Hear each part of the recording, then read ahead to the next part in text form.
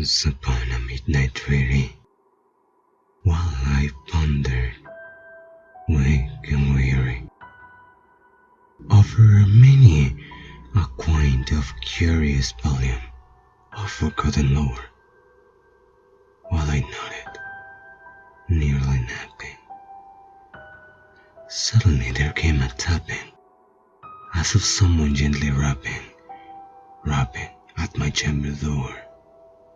This some visitor, I muttered, tapping at my chamber door. Only this, and nothing more.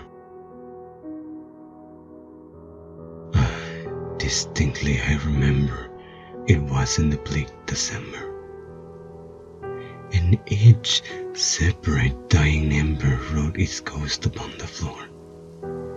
Eagerly I wished the morrow.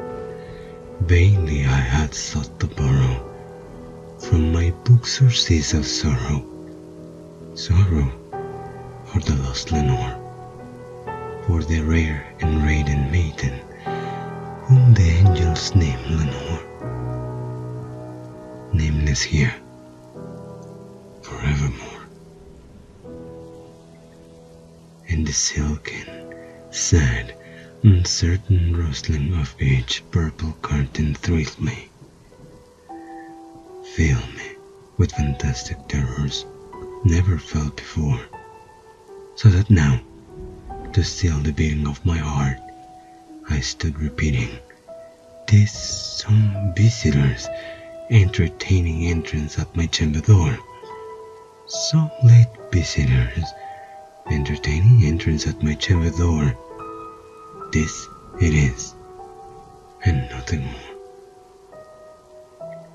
Presently my soul grew stronger, hesitating then no longer. "Sir," said I, "or madam, truly your forgiveness I implore, but the fact is, I was napping, and so gently you came rapping, and so vainly you came tapping at my chamber door, that I scarce was sure I hear you. Here I opened wide the door, darkness there, and nothing more. Deep into the darkness peering, long I stood there wondering, fearing, doubting dreams no mortal ever dared to dream before. But the silence was unbroken, and the stillness gave no token, and the only word there spoken was the whispered word, "Lenore?" This I whispered, and an echo murmured back the word, "Lenore?" Merely this, and nothing more. Back into the chamber turning, all my soul within me burning, soon again I heard a tapping somewhat louder than before. "Surely," said I, "surely that is something at my window lattice. Let me see then what threat is, and this mystery explore. Let my heart be still a moment, and this mystery explore. This the wind, and nothing more." Open here I flung the shutter, when, with many a flirt and flutter, in there stepped a stately raven of the stately days of yore. Not the least obeisance made he, not a minute stop or stayed he, but, with mien of lord or lady, perched above my chamber door, perched upon a bust of Pallas just above my chamber door, perched and said, and nothing more. Then this ebony bird beguiling my sad fancy into smiling, by the grave and stir decorum of the countenance it wore. "Though thy crest be shorn and shaven, though," I said, "arms sure no craven, ghastly grim and ancient raven, wandering from the nightly shore, tell me what thy lordly name is on the night Plutonian shore." Quoth the raven, "Nevermore."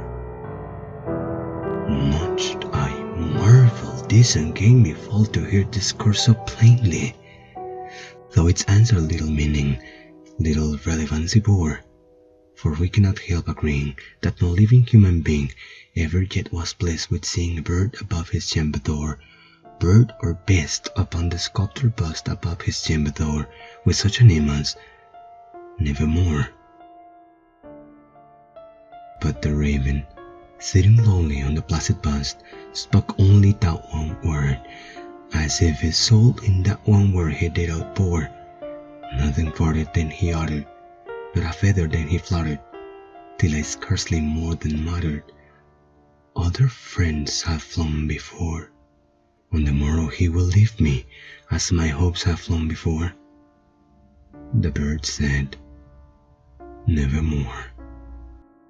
Startled at the stillness broken by a reply so aptly spoken, "Doubtless," said I, "what it utters it its only stock and store, cut from some unhappy master, whom unmerciful disaster followed fast and followed faster, till his songs one burden bore, till the dirge of hope that melancholy burden bore, of never, nevermore." But the raven still beguiling all my fancy into smiling, stray I will of caution sit in front of bird and bust and door.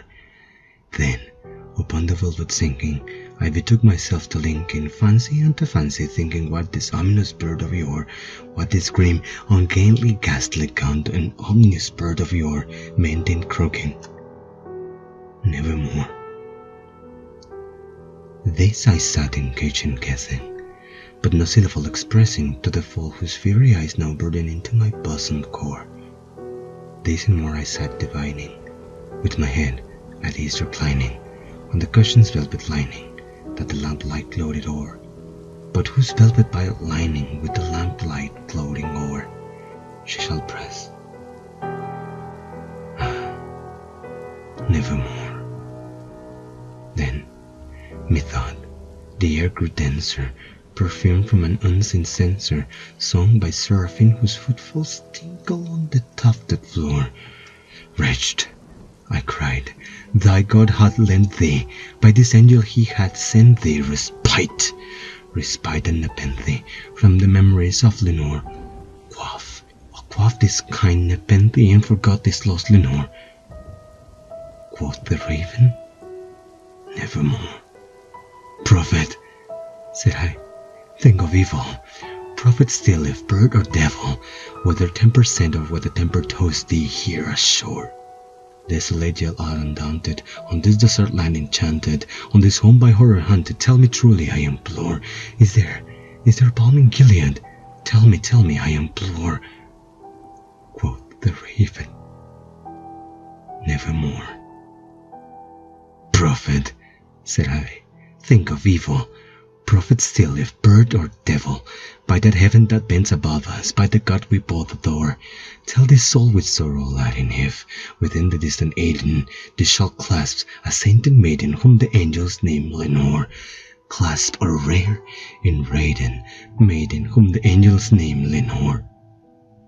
Quoth the raven, "Nevermore." "Be that word or sign of parting, bird of fiend," I shrieked upstarting, "get thee back into the tempest and the night Pluton on shore.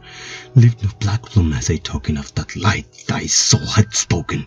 Leave my lowliness unbroken, quit the bust above my door. Take thy pick from out my heart, and take thy form from off my door." Quoth the raven, "Nevermore." And the raven, never flitting, still is sitting on the pallid bust of Pallas just above my chamber door. And his eyes have all the seeming of a demon's that is dreaming, and the lamp light o'er him streaming through his shadow on the floor. And my soul, from out that shadow that lies floating on the floor, shall be lifted nevermore.